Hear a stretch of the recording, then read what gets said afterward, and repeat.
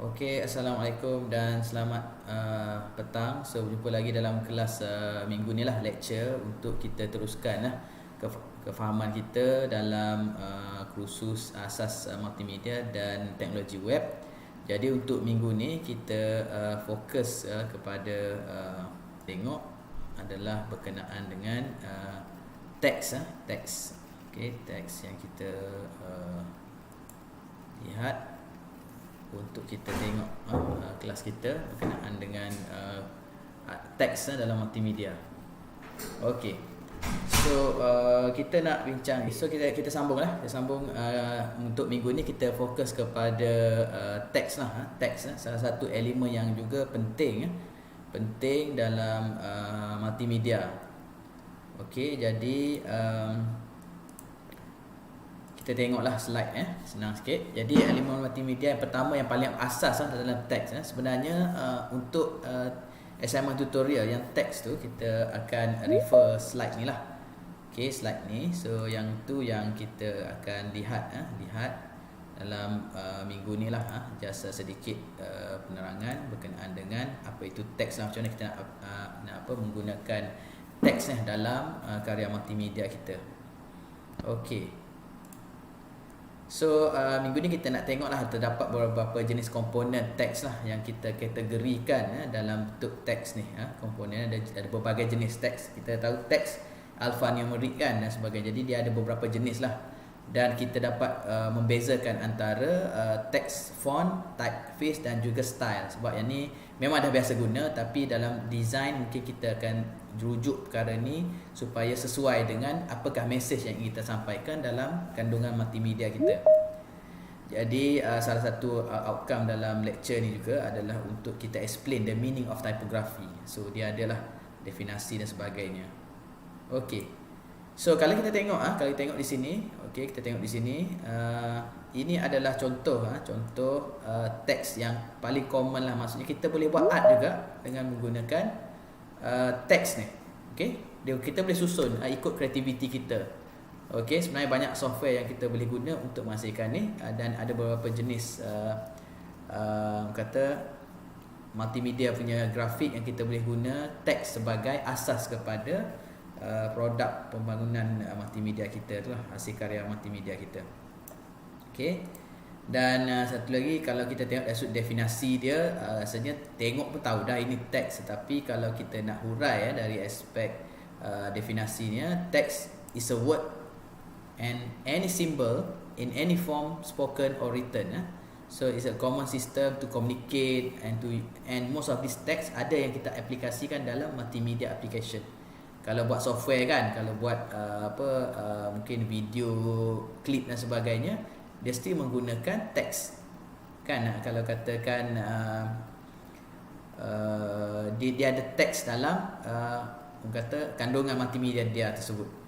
Okey, dia boleh combine dengan elemen lain yang untuk memberi lebih makna ataupun memberi lebih meaning kepada multimedia yang ingin dihasilkan. Jadi kita boleh hasilkan bentuk infografik lah, sebab dengan teks kita boleh menyampaikan information dalam bentuk grafik. Walaupun kita tidak guna 100% grafik, tetapi susunan kita terhadap teks tersebut tu dalam bentuk information yang disusun atur sehingga menjadi grafik. Okey. Okey, kalau kita tengok sini, ini adalah pecahan lah kategori teks. Biasa kalau teks orang ingat alphanumeric kan, dan dia mungkin ada simbol. Jadi kalau kita bincang ataupun mungkin nak bincang dengan graphic designer ke apa, kita kena tahu teks tu apa. Jadi teks tu mungkin adalah alphabet character, number ataupun special character ataupun simbol. Okey, so ini kalau teks alphanumeric. Kalau kita guna teks mungkin dalam bahasa Jawi ke, ataupun bahasa Arab, ataupun bahasa simbolik, bahasa apa yang Mandarin ke, ataupun sebagainya, ataupun mungkin bahasa-bahasa lain lah. Kalau kita tengok dia mewakili sesuatu bahasa, itu pun kita kira sebagai teks. Okey, teks. Okey, dan Macam kalau kita tengok negara-negara lain pun kita ada kan, macam Thailand dia ada teks dia. Itu pun dia panggil teks, sebab dia digunakan untuk membuat sesuatu ataupun teks lah yang diguna pakai untuk sebagai kata karakter lah, karakter. Okey, dan sebagainya. Okey, itu contoh dia. Okey, dan satu lagi teks ni kita boleh gunakan untuk kita membangunkan teks untuk kita combine dengan grafik. So dia akan jadi infografik. So ini contoh dia lah, teks information yang digunakan bersama dengan grafik. So kita panggil infografik. Okay. Okey, ini saya tak perlu hurailah. Ini kalau kita gunakan teks dalam kandungan website katakan. So teks ni penting lah dalam website. Nanti projek nanti, kalau nak buat projek nanti, teks ni adalah komponen asas untuk kita explain ataupun kita buat description terhadap website kita ataupun kandungan kepada website kita nanti. Jadi teks ni penting lah. Kalau gambar saja mungkin tidak memberi makna sangat. Dia orang kata apa, maksud tu mungkin tak jelas lah sampai, just gambar. Gambar can speak 1,000 words, tapi words can give meaning to the information. Okay, so seterusnya kalau macam ni kita tengok banyak dalam portal lah, portal-portal yang berbentuk grafik, dia mesti ada teks. Jadi teks ni penting lah, kesesuaian teks dan sebagainya. Kalau website kita tu contoh on academic, mungkin kita menggunakan font-font yang formal. Tapi kalau yang tema dia berkenaan dengan mungkin horror kan, mungkin website apa tu yang cari-cari hantu tu, apa, Seekers kan, paranormal. Paranormal kan, mungkin teks yang kita gunakan yang berbentuk mungkin mengerikan dan sebagainya. Kalau website kita tu lebih kepada untuk romantis ke apa semua kan, so yang tu pun mungkin akan teks dia berbeza. Jadi teks ni pun kesesuaian dengan kandungan yang ingin kita bangunkan. Kalau website corporate lain dia punya look and feel dia. Okay. Ini beberapa contoh lah, contoh teks. Dia sebenarnya ada nama ni, setiap teks ni. Kalau ada masa nanti boleh tengok di mana-mana lah software, dia ada nama-nama font ni. Sebenarnya font ni pun kita boleh buat sendiri nama kita, ataupun kita boleh create ataupun reka font kita sendiri. Dia ada software dia dan boleh di ini. Tapi di peringkat kita sebagai pengguna, para pelajar sebagai pengguna mungkin boleh pilih teks yang bersesuaian dengan tema dan juga kandungan yang ingin kita sampaikan. Okey. Kita pergi, so perbezaan ni adalah perbezaan antara jenis-jenis teks ni kita panggil font lah, font kan, font size, font style dan juga pelbagai lah. Jadi font ni adalah design for set of character, itu font. Minum air kat sini.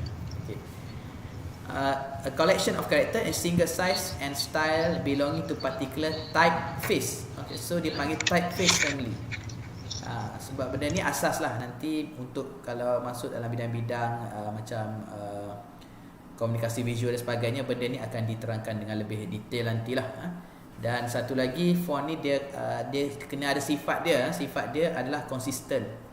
Okay, to make sure kita nak bagi nama tu, macam kita ada tulisan kita sendiri kan tulisan kita sendiri kan. So kita punya handwriting kita tu berbeza berbanding dengan orang lain. Jadi set tu lah yang kita panggil font. Masing-masing ada font masing-masing kan.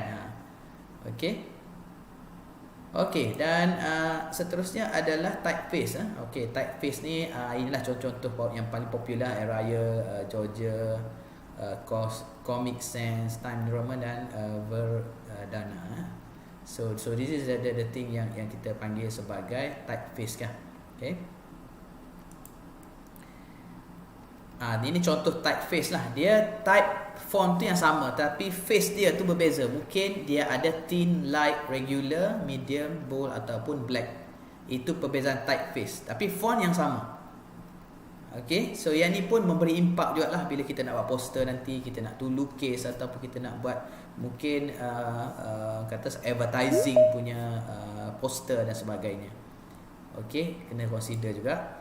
Dan font size, size lah, size besar, kecil ataupun ada number dia, size dia. Itu macam biasa dah guna. Ini contoh dia, contoh different antara berbagai size dalam font yang kita pilih. So banyak dalam software yang kita gunakan pun dia ada fungsi-fungsi ni ataupun features ni untuk kita pilih berdasarkan kesesuaian. Okey, mungkin tajuk kenalah besar kan. So benda yang description mungkin kecil sedikit, dan ini bergantung kepada kreativiti pelajar masing-masing. Okey. Dan font style adalah style dia. Kalau kita bercakap berkenaan dengan font style, dia adalah style bold, italic, underline or uppercase. Dia ada satu lagi style lah yang jarang orang guna, tetapi yang dia panggil stroke tu, yang strokes.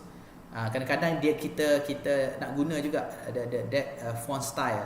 Katakan harga berapa kan, RM30, tapi sebenarnya diskaun, kita slash kan tu.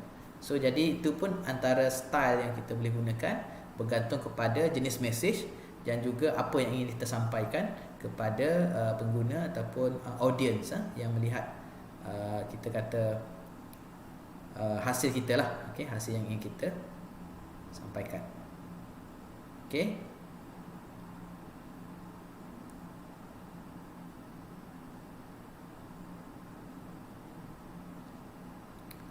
Okay, slide gerak tak? Pelik ni, macam tak gerak slide.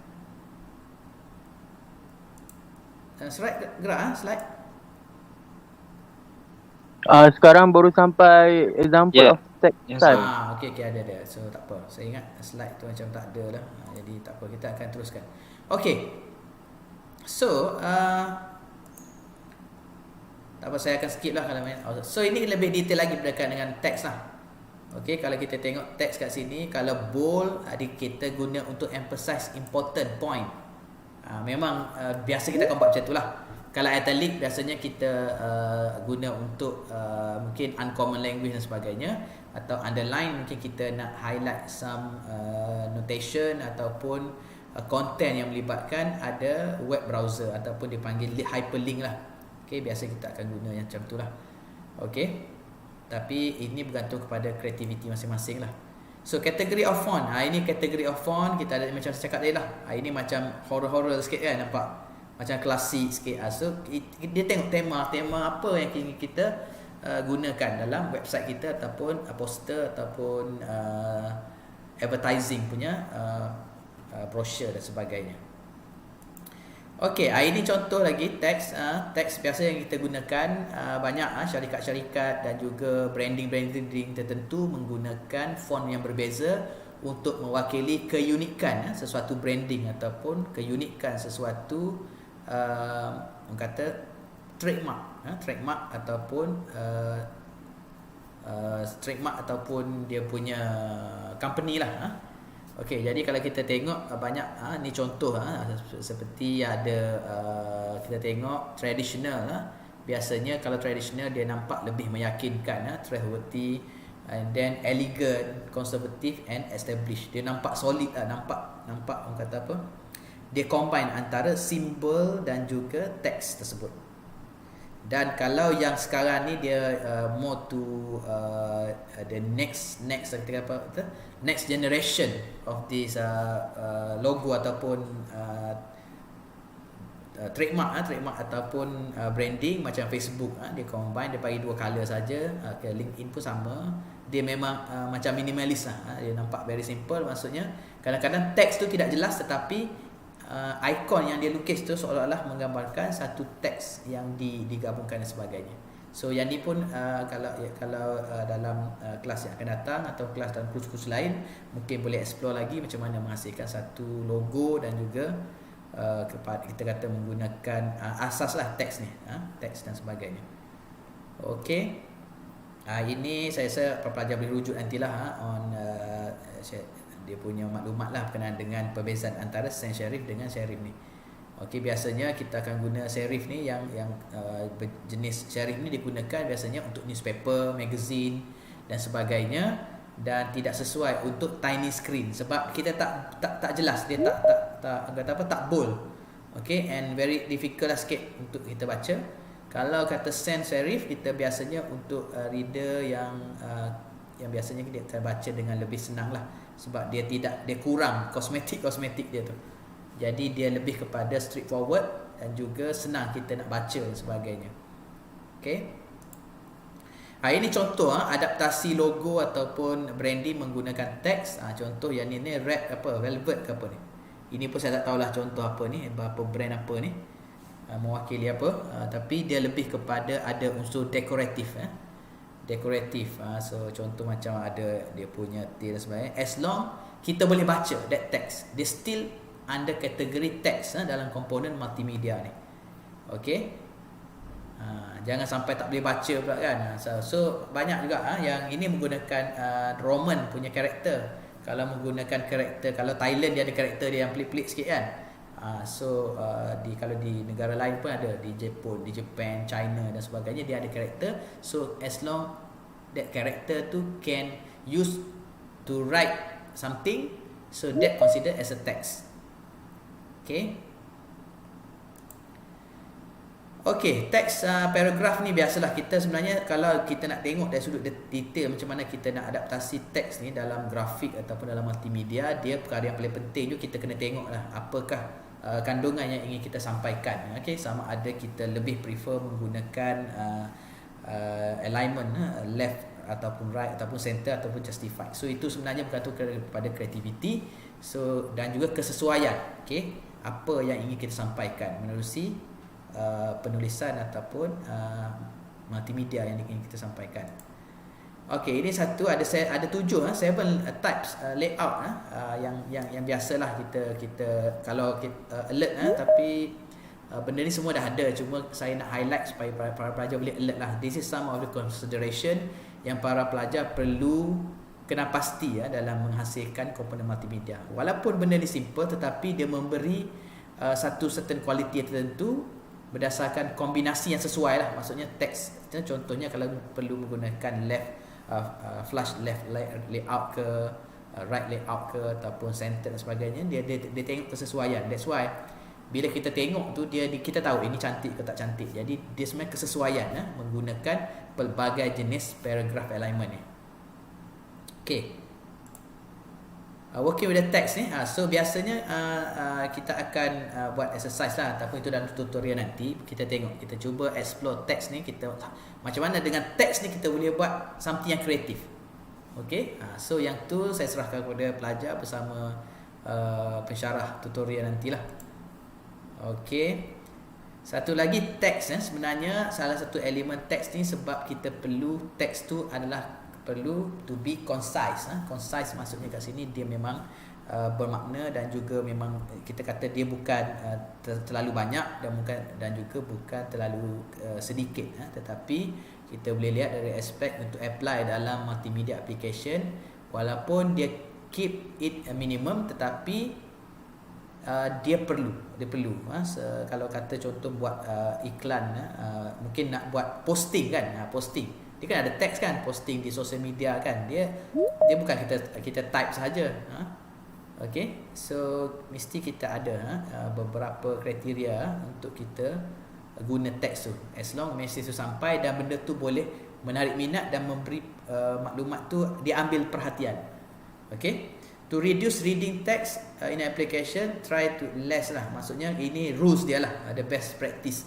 Okay, less then half of the screen. Itu dia punya rules dia.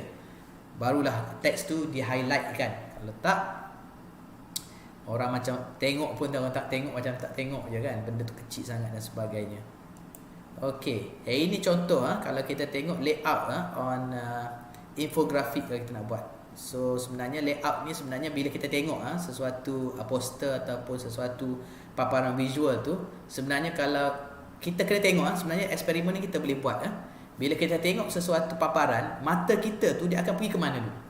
Adakah ke mana? Kita boleh test. Sebenarnya kita boleh test daripada satu benda tu, kita akan buat satu worksheet, kita boleh test. Mata dia tengok tu ke mana? Apakah yang terlintas di fikiran yang melihat kan paparan multimedia tersebut, dia lihat ke mana. Jadi kita ada uji kaji, kita boleh buat, kita boleh test supaya kita tengok yang mana dia priority yang menjadi giving the attention kepada viewer tersebut. So itu banyaklah dia ada tengok contoh kat sini. Okay.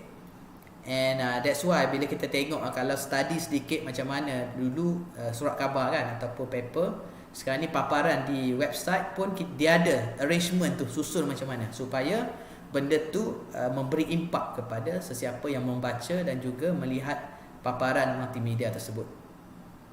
Okey. Dan satu lagi use ini tips lah, tip ataupun panduan, use appropriate font lah, macam saya cakap tadi lah, bersesuaian dengan tema dan juga jenis paparan yang ingin dihasilkan. Okey, macam ni kan, teks macam ni. Boleh bagi komen tak? Teks ni, apa yang menjadi kelemahan ataupun kelebihan kedua-dua teks ni? Boleh bagi feedback tak? Warna. Warna, okey, lagi? Tulisan. Jenis tulisan ni. Size. Jenis, Font. Okay. jenis tulisan. Jenis font. Okey. Stroke dia, okey. Bol. Okey, so mula-mula tengok ni, mata tu tengok yang mana? I hate you ke I love you? I hate I you. hate you. Nampak I I love you love kan? you. Saya nampak I love you. Macam tu. Okey.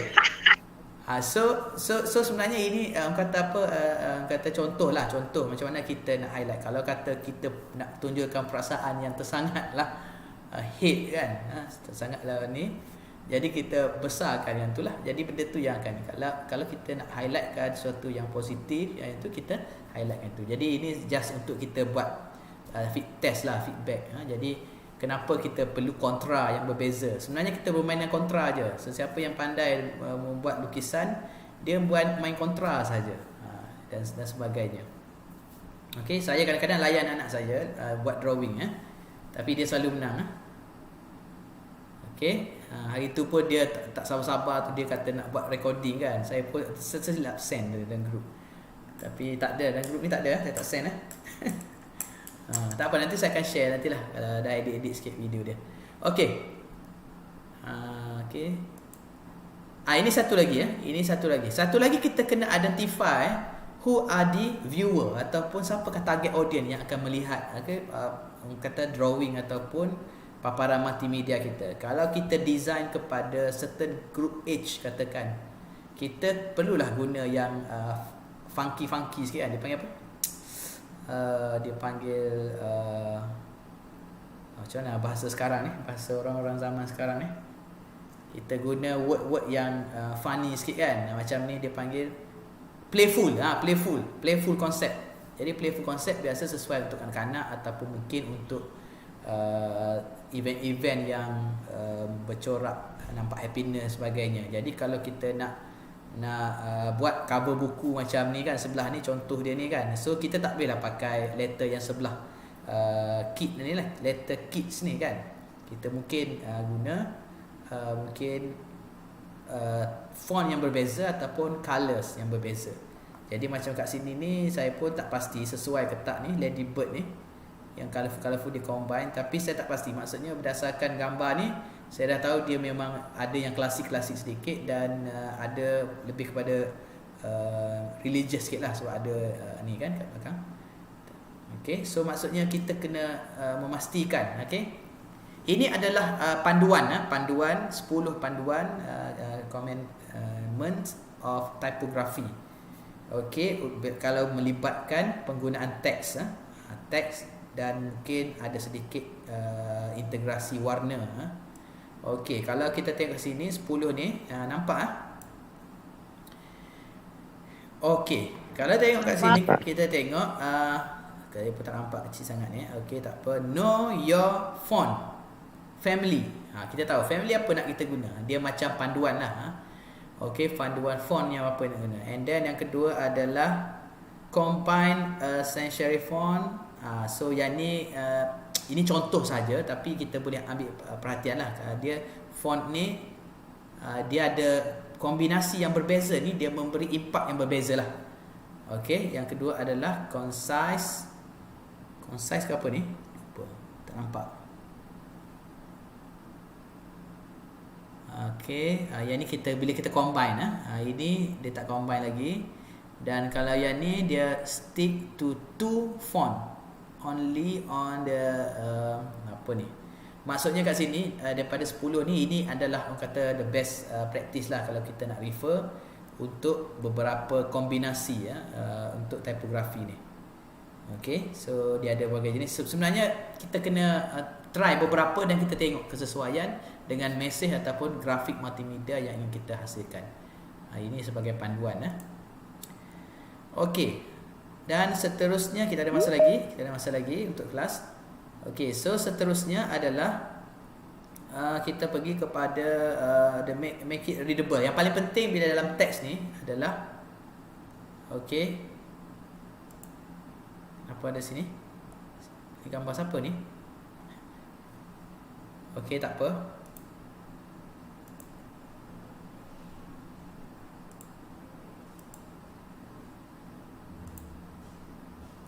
Okey, nampak tak apa, saya sambung lah. Nampak sir, nampak. Nampak saya nampak. Yang lain boleh handle lah, yang tonton. Nampak sir. Oh, okey, bagus. Suara yang garang. Okey. So kalau kita tengok di sini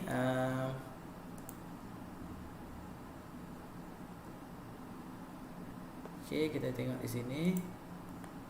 Saya nak tukar setting sikit, nanti kalau boleh kadang-kadang open camera nampaklah ramai sikit dalam kelas kita ni.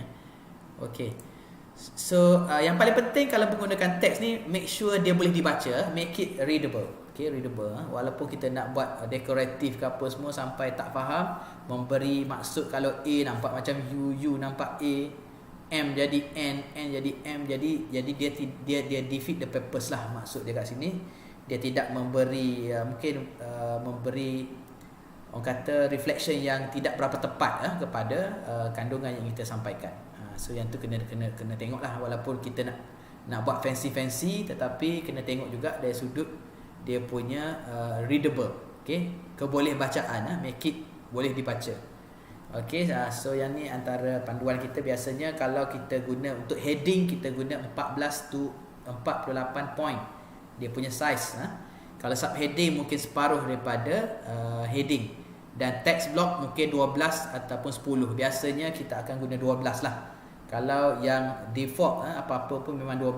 You buat report ke, you buat text dan sebagainya, kita buat 12 lah. Itu by default kalau menggunakan Arial narrow ke Arial ataupun Times New Roman, supaya kita senang baca lah dan sebagainya. Ini satu lagi contoh perbezaan yang kita boleh lihat antara size. Dia menggunakan font yang sama tapi size. Okey, saya nak test sedikit lah mata ni. Mungkin kecil tapi tak apa. Okey, kita akan tengok. Okey. Gelap sikit kat sini tapi tak apa. Okey. Font berapa yang kecil tu, nampak tak? Nampak kan? Nampak sir. Nampak. Nampak sir. 6. Nampak sir. Nampak sir. Okey, saya sebenarnya prefer, kalau lecture ni saya prefer kelas yang dalam kelas ramai semua. Jadi senang sikit lah saya nak bagi pop quiz dan sebagainya. Tapi tak apa, kita teruskan. Okey. So kalau kita tengok font, sebenarnya kalau kita dah mahir dalam font ni, kita tengok size tu kita dah tahu font dia berapa. Okey, font dia berapa dan sebagainya. Dah lebih 100 orang ni. Ramai ke kelas ni sebenarnya? Mungkin ada new student kot sir. New student. Okey, tak apalah, as long boleh masuk, kawan-kawan tulis accept, silakan. Okey, so lepas nanti nak tengok ramai, cuba buka kamera lah sekejap. Okey. Ni saya seorang je kat sini ni, ada ni. Okey, tak apa. Tu ada dah. Okey, so font yang paling biasa adalah kita pakai 12 lah. 14 tu mungkin kita nak besarkan sedikit dan sebagainya. Dan sebenarnya kita kalau kita nak tengok teks dan sebagainya, kita tengok antara dua teks ni okey, yang mana yang senang dibaca? Okey, yang mana yang senang dibaca? Sebelah kiri. Sudah pasti yang dah Yang kiri. Yang kiri punya. Mengakhiri. Ya, bagus. Participation yang bagus di kalangan ahli pelajar kita. Okey, so sebenarnya dia sebenarnya ada purpose, tapi yang senang dibaca adalah yang sebelah ni lah, yang di tanda right ni. Jadi ini sebenarnya yang kita dah dikaji dan sebagainya. Kita dah tahu yang ni senang dibaca. Jadi kalau boleh elakkanlah menggunakan yang fancy kalau kecil. Kalau besar tak apa, mungkin untuk some dekoratif ke ataupun nak buat ucapan ke kan. Yang tu boleh. Okey, tapi kalau untuk ni kita guna yang biasalah. Okey. Dan satu lagi adalah kita consider style of and the colours. Kadang-kadang colours tu dia mempengaruhi juga viewer. Katakan warna merah dan sebagainya. Dan kontra. So yang tu pun kena belajar jugalah. Kontra biasanya para pelajar akan belajar dalam kelas dia panggil teknik persembahan visual. Okey, yang tu para pelajar boleh detail lah dari sudut colours, kontra dan sebagainya. Okey, saya tak pasti warisan ambil tak teknik persembahan visual? Ambil tak? Ada tak? Ataupun boleh belajar dalam komputer dan seni lah. So yang tu pada kita terapkan macam mana nak tengok kontra dan juga menghasilkan satu lukisan digital lah yang menarik. Okey, kalau kita tengok sini consider the colours, katakan kontras ni. So katakan kalau RAS ni warna hitam, memang tak timbul lah benda tu. So biasanya dia ada pair dia, hitam dengan putih, merah dengan kuning dan mungkin ada banyak lagi lah, saya lupa. Okey, tapi yang boleh highlight this colours dengan style ni. Kadang-kadang colours tidak sesuai dengan style dan style tidak sesuai dengan colours. Okey, so itu panduan lah. Okey, dan contoh macam ni kita tengok contoh macam ni, kita tengok. Okey, kalau kata yang tu font dia sama aje semua ni, tetapi bila kita combine dengan kontras dia dan juga color, text, background dan sebagainya, yang mana yang para pelajar tengok dulu, nampak dulu. Okey, bila saya buka slide ni, yang mana yang paling ni? Yang tekan colors. Purple. Black. Purple. Purple. Violet. Black. Black and yellow. Black sir, black. Okey, black. Okey, so sebenarnya daripada jawapan ni saya boleh kenal personality para pelajar. Okey, kalau yang hitam memang dia suka yang elegan, katakan. Betul? Betul sir. Betul. Kalau yang warna purple ni dia macam feminin sikit, green ni mungkin orang suka kepada environment. So kita associatekan dengan colours tu dengan nature. Itu formula dia lah. Jadi kalau kuning mungkin you suka yang memang you suka yang memang jelas lah, tak nak benda-benda yang kelabu-kelabu rasak ni kan. Tak ada seorang pun jawab yang kelabu tu kan, sebab tak nampak kan. Betul tak? Okey. Betul. Betul. So use restraint to be constant. Dan yang ni sama juga lah. Maksudnya kalau kita guna teks tu, janganlah macam dalam satu elemen kandungan multimedia yang nak dihasilkan menggunakan tersangat variety. Mungkin kalau nak buat art, bolehlah art. Kita mungkin guna contoh, kalau kata saya bagi assignment, mungkin gunakan satu je perkataan tetapi menggunakan teks sekurang-kurangnya 10 atau 100. Jadi yang tu kita boleh buat sebagai art kan. Tetapi dalam keadaan-keadaan yang biasa, untuk kita buat untuk komersial ataupun untuk kita buat advertising, brochure dan sebagainya, kita biasa kurang lah dari sudut variety of the font tersebut. Size mungkin kita akan sesuaikan lah, size yang berbeza, tapi font tu dia memang standard, memang katakan uniform lah, dia sama je, dia konsisten. Okay, so sebenarnya boleh cakap banyak lagi ni dengan teks ni, tapi saya rasa itu saja untuk kelas minggu ini. Jadi yang ni saya just preview dulu tutorial lah. Nanti tutorial ni akan dibuat bersama pensyarah tutorial nanti. Dan sebenarnya assignment tutorial yang perlu dibuat tu adalah yang teks ni lah. Sebab dah kelas teks ni, baru kita buat yang teks yang minggu lepas tu sebenarnya. Itu kalau dalam kelas saya lah. Kelas lain saya tak pasti, mungkin boleh berhubung dengan pensyarah tutorial nanti. Okay, so kalau tak ada apa-apa, okay, so mungkin saya nak share attendance untuk minggu ni. Jadi sebelum tu ada soalan?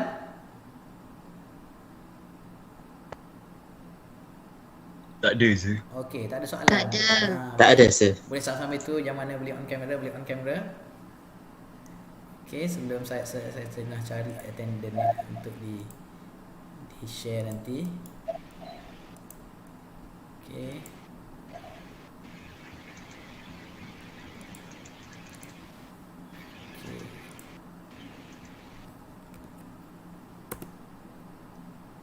Okey, so sambil-sambil tu kita boleh scan lah kehadiran untuk kelas minggu ini.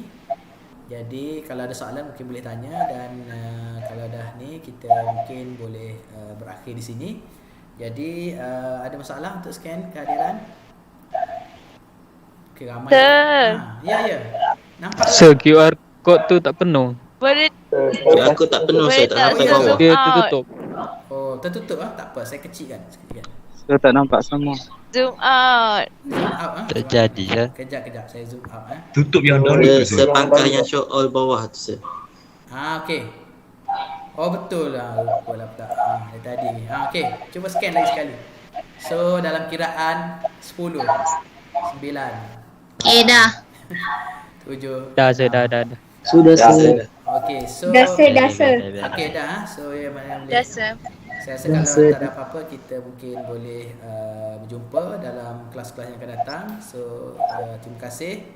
So wabillahi taufiq wal hidayah. Wassalamualaikum warahmatullahi wabarakatuh. Dan selamat maju jaya.